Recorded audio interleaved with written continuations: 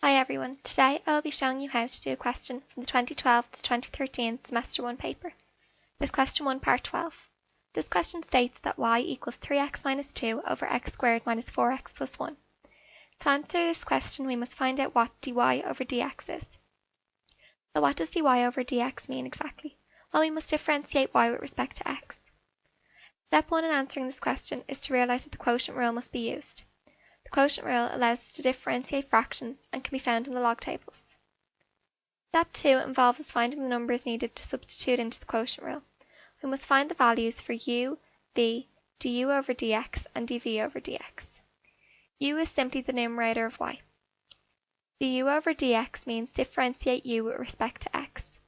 To do this, we must multiply the coefficient of x by the power of x, and then reduce the power by 1. So du over dx is 3. V is simply the denominator of y. dv over dx is found in the same way as du over dx. We multiply the coefficient of x by the power of x and reduce the power by 1. So dv over dx is 2x minus 4.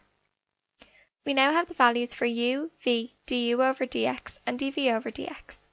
We now use the quotient rule and substitute these values into it.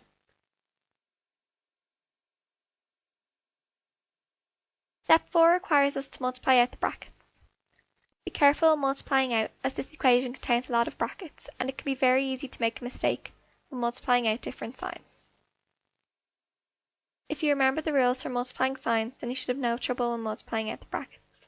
Always remember that a minus by a minus gives a plus by a plus gives a minus, and a plus by a plus gives a plus.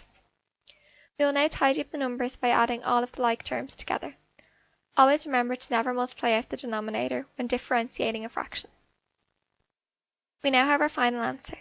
The differentiation of 3x minus 2 over x squared minus 4x plus 1 is minus 3x plus 4x minus 5 over x squared minus 4x plus 1 squared.